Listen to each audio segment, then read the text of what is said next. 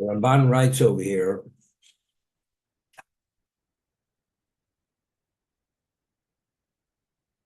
he speaks about what Chumash Vayikra was all about, the Karbanos. Then he says over there, after the Torah goes and elucidates all the laws pertaining to Karbanos in the third book.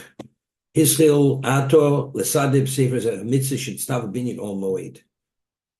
The Torah now articulates and delineates all the mitzvahs which have to do with the Ol Moed, with the communion tent. For Hizir al Tumas Mikdash Kodosh V'Doros. In Vayikra, this speaks about you're not permitted to contaminate the Mikdash and what was consecrated for all generations. Ato Yagbil as Mishkan Bios Bamidbar, Kasher Higbil Har Sinai Bios HaKoved Shom. Now we speak about the camps. There were 4 camps, and the center camp was the Machne Shechinah, was the camp of the Shechinah, that was the Mishkan, and it was encircled by the Jews. Vetziva Hazor Kor of Yumos, the one who's a non-Kohen, he's not permitted to go into that area, and he's liable for a spiritual excision. Kasher Omashom, what does it say by Sinai? That as long as the Shechinah was there, you were not permitted to touch the mountain. Kisokol Yisokil. The person, if you touched the mountain, the person was liable for stoning. When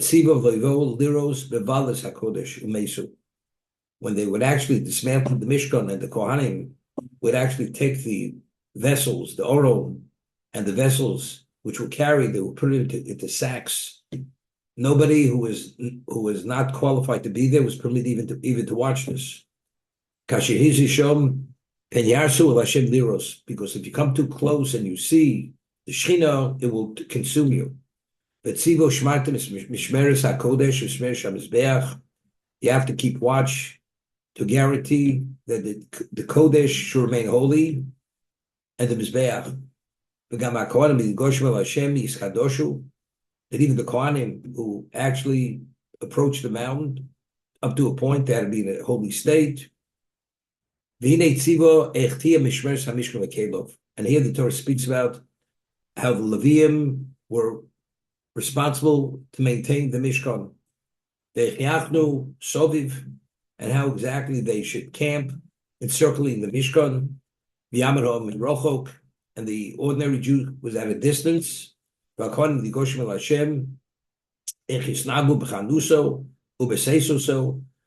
Kohanim and the Leviim, how they would conduct themselves when they would camp and when they would travel. And what is this all about? All this is to show the special status of the Mikdash and to give honor to Hashem. A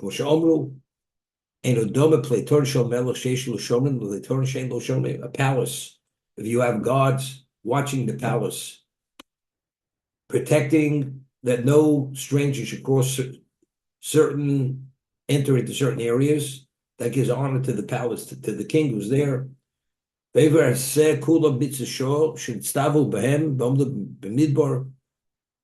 All the mitzvahs over here speak about the mitzvahs which pertain to us only in the Midbar. Ubenisim Hanasim tells us about the miracles which they experienced in the desert. All the miracles Hashem performed on our behalf were in the desert, which were at an unusual level. And how ultimately he was going to destroy the enemies. When you enter into land, how the land would be divided among the tribes. The Sefer doesn't speak of mitzvahs, the majority mitzvahs which has relevance to the future generations. Some of the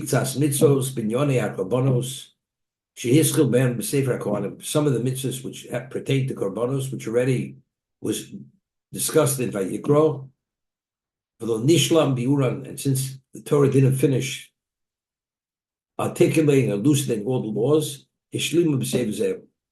it comes to a close of this Sefer.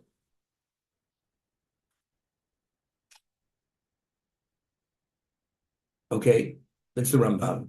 There's a beautiful, interesting, I noticed it this morning in the Medrash. The Gemara tells us in Tainus that Hashem had given us three exceptional leaders, administrators, to be responsible for Klal Yisrael. Who are they? Moshe, Aaron, and Miriam. They were the three individuals who were responsible for Klal Yisrael. In what sense? So it says the mon was B'schus Shel Moshe. The reason why we had the mon for 40 years, it was a Moshe's merit. The Anei HaKavod, the clouds of glory, were the merit of Aaron, and the Be'er Shel Miriam and the wellspring which traveled with us for 40 years was in the merit of Miriam. And it shows it because when Miriam passed away, the wellspring ceased to be. It was reinstated in the merit of Moshe. When Aaron passed away, the clouds of glory dispersed, and only afterwards was it reinstated in the Schus of Moshe. Now, Moshe, we understand what he did. He took us out of Egypt. Aaron was his partner in bringing about all the miracles. But Miriam, what exactly did she do? It says this. Bear was in Schus Shel Miriam. I mean, I never thought about it. She says she was an exceptional woman. Miriam, maybe because she was a Mi'aleda, she was the midwife, together with her mother, with Yocheved, and they defied the order of Paro not to kill the males. But the Torah already tells us what she merited. It says, Vayasle Batim, Hashem gave them special families. Yocheved had Botei Kuna Bot Leviah. The Quran of Leviim came from Yocheved. And Botei Malchus, royalty came from Yocheved.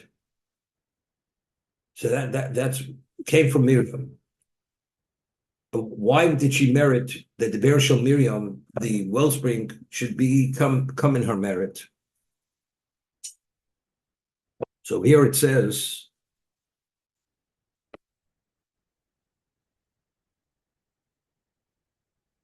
Habe'er b'schus Miriam, shomer shir elayom. Hear this? Why did the bear come b'schus Miriam? Because she said the song by the sea. We read in the Ozir, who led the men in song? Moshe Rabbeinu led the men in song. Ozir, as it says, he would say a sentence, they would repeat after him. Who led the women in song? Miriam HaNeviah. Miriam, the prophetess, she led the women in song. Because of that, she merited that the bear should be in her merit, because she led them in song. It's explicit. Now, what was the whole idea of burying them in song? So I asked the question. The Moshe Rabbeinu said a sentence, Ozi Hashem Moshe, go, Susrachu Roma Vayom. He would say, and articulate certain praises about Hashem, and what they repeat after him. I mean, well, each person should have sung the song and expressed the way he saw it. Chazal tell us, what the maidservant saw at the sea, Yecheskel Novi did not witness.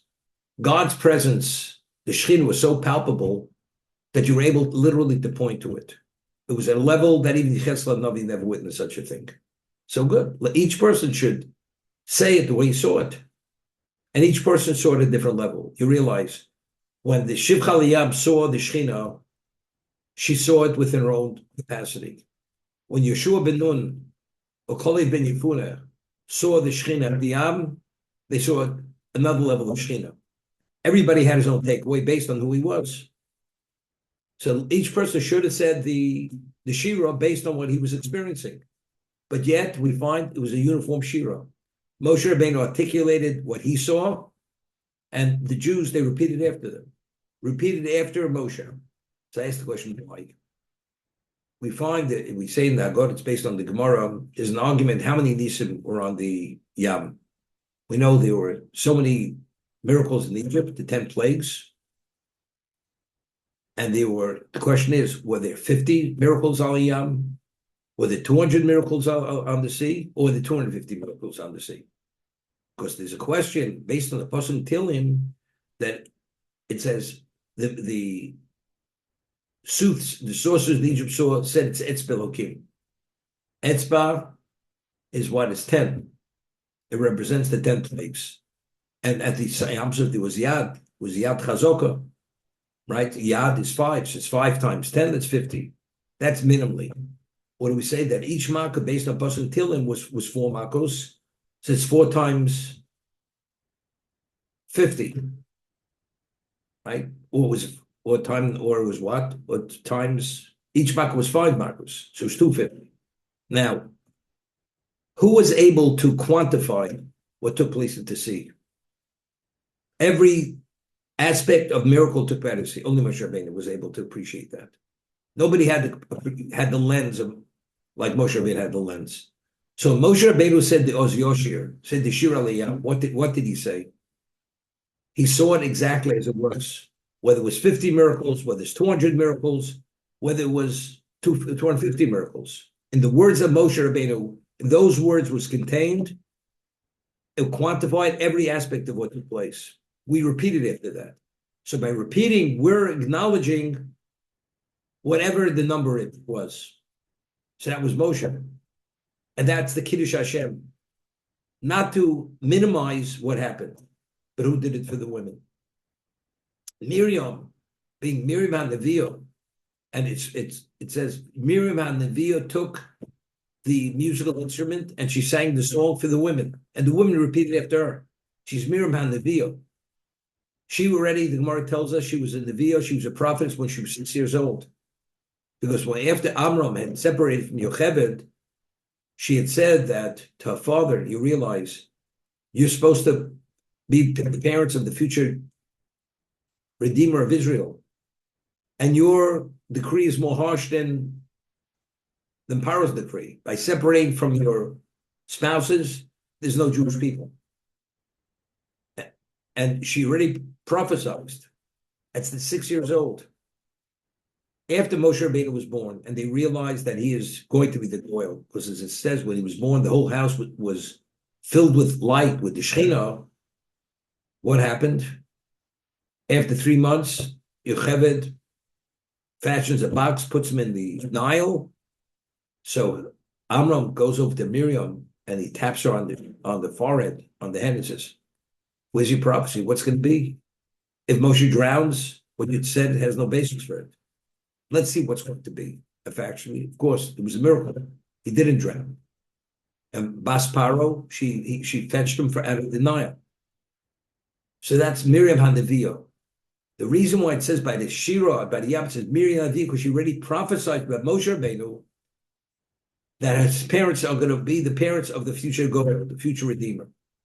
So it says here, why did we merit to have the bearer Shamira in her merit? Because she said Shir Alayam. Being articulating it and saying it the way it was for the women, and that merit, she merited to have the bearer.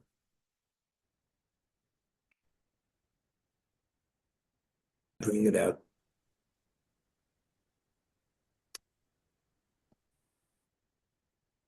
If let's say you have certain merit, and in that merit Hashem provides a service for Klal Yisrael, and people are beneficiaries due to your merit.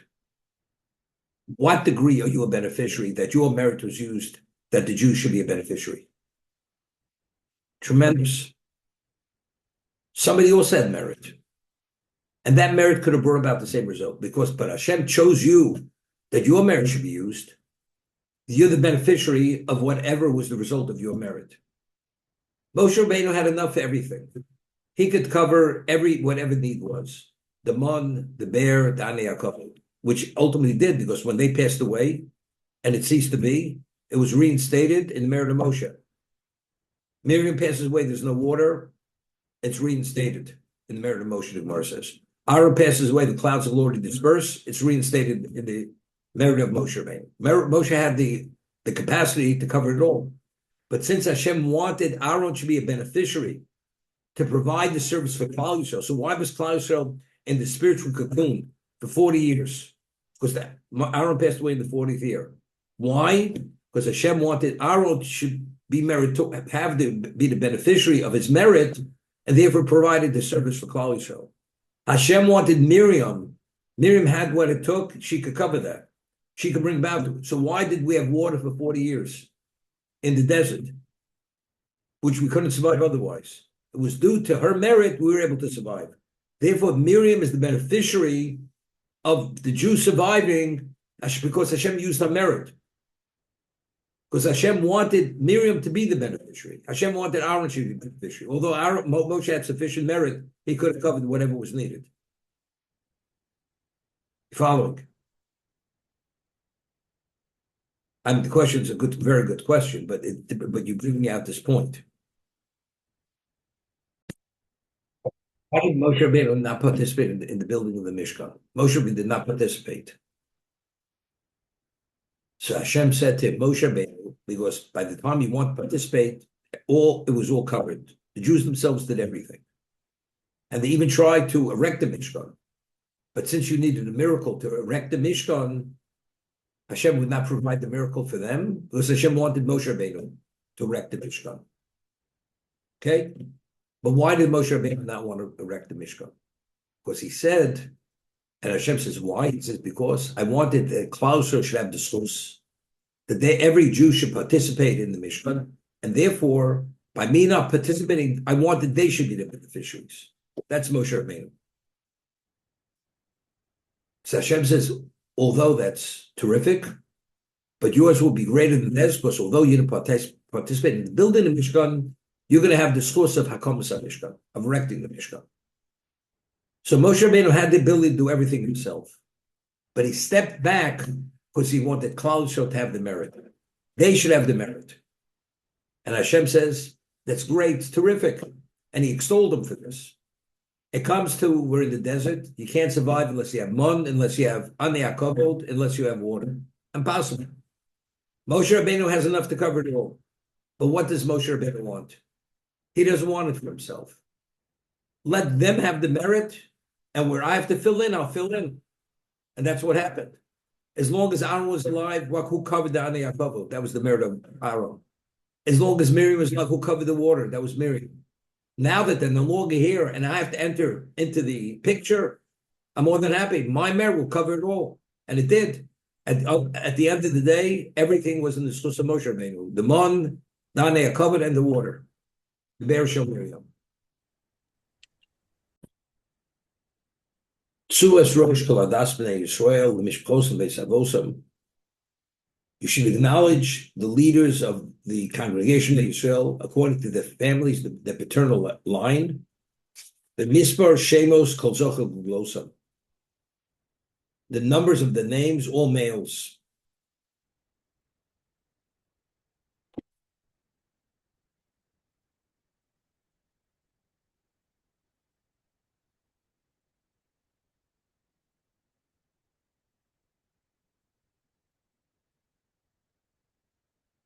So over here is a very beautiful Sipur note. What does a name indicate? A name indicates, quantifies what a person is. They were counted the Mispar Shemos by the names. So over here the Sipur note says, the level of the Jews, these are the Jews who stood at Sinai, they're identified based on their profile of who they are. The name indicates, establishes, identifies the profile. L'malosum, in terms of identifying their advanced level, that level of distinction. Al derech ve'yadocha b'shem, I will acknowledge you by name. The name identifies the essence of a person.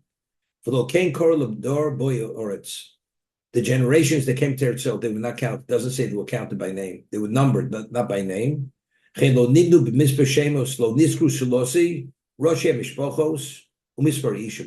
families.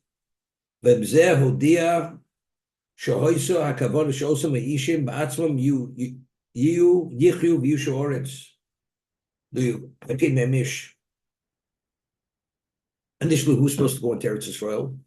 This generation, but because of the Meraglim, they didn't go in. But additionally, this was the most special generation.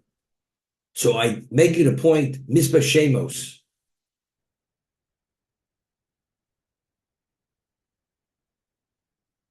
We'll leave it for tomorrow at the beginning of Shmos. Over there, it speaks who came down to Egypt. Yaakov and his children. the Shivim Nofesh, 70 individuals. So this is Porno who goes and expands this concept of what the name is and what their level was, that they were the ultimate luminaries. And that's why Klal Yisrael didn't begin sinning until that whole generation passed away. Because if you have that level of clarity and such a representation of Kedusha, there's no way that you could go off the rails. But once they passed away and you didn't have that level of representation of Kedusha, the Jews started to slip. And many of them, and eventually they became idolaters. They stopped circumcising themselves. Okay, let's see the Chovos HaLevavos Perigimel, page 380. What a person has a degree of faith, but he defies Hashem. Let's talk about ourselves. We have faith, we trust Hashem, but at times we do things which are inappropriate. But if you have full faith, full trust, there's no reason to deviate as much as iota. Give you an example. The Gemara tells us that Rosh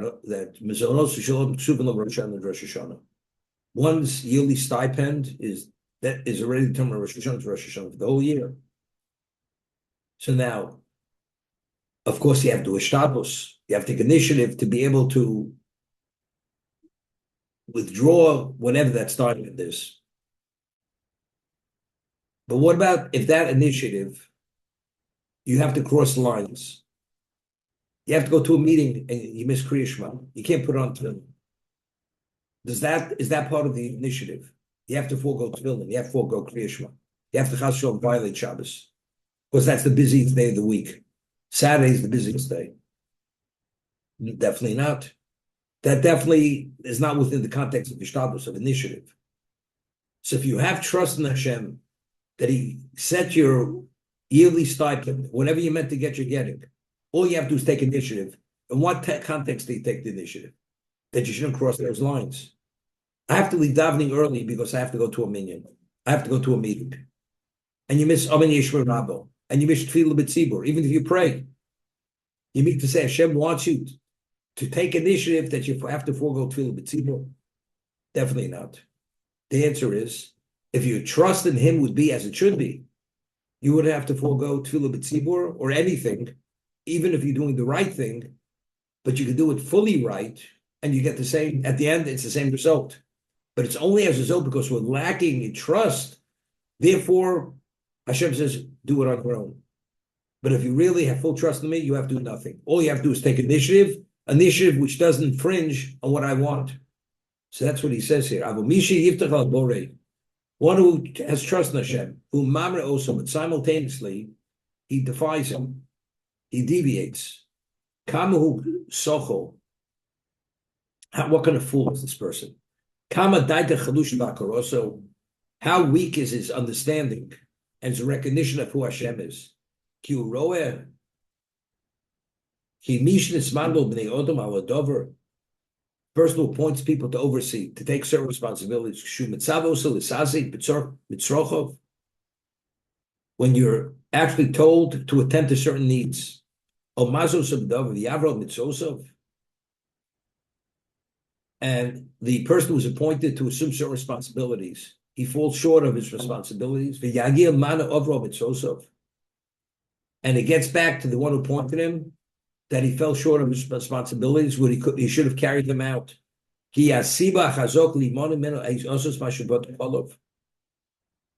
there's sufficient reason to say that he will withhold and withdraw from that person what originally he should have had trust that he could be able to carry out. So a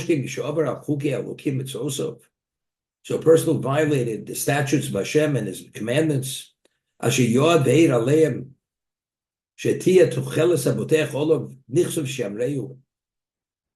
ultimately the one who relied in him, it was like falsified, meaning it's like you're speaking out of two sides of your mouth. I trust him, but I got to do it. Once you no longer classified as a botech Hashem, Hashem says, I'm not there for you. You trust me, you're with me, I'm there for you. The moment you do your own thing, Hashem says, now you're on your own. Everything is determined to what degree are you in it or you're not in it. What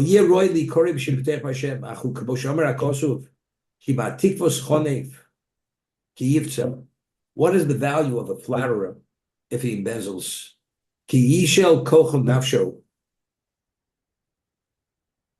Ki yishel el kol nafsho. What is the hope for a hypocrite who has robbed when God takes away his soul? Hatzakosu yishmakel. Will Hashem listen to his outcries? V'omar agono rotzoach v'noach v'shaveh. Person who steals, who murders, who commits adultery, and swears falsely. And now you're going to come to the temple, to the location which my name is upon that temple. Is this a cave for all these breachers, for them to congregate there? It's a disgrace. Hashem says, if you think I'm going to be associated with you people, you make a big mistake. You toe the line, you have faith on me, and you behave the way you're supposed to, then I'm there for you. But the moment you're doing your own thing and you compromise who I am for you, now you guys are on your own. That's the way it works. So a person has betochon, you have to be in it. Of course, we're not perfect, but basically you have to be in it. But if you keep compromising him for you, that means you're not in it. But of course I have faith. Without Hashem, I couldn't have succeeded. It's true. But if that's the case, then why don't you take it all the way? Take it to 9 yards. The answer is, it's a degree of lip service. And because of that lip service, Hashem is not there with you to make sure that you succeed in what you should succeed.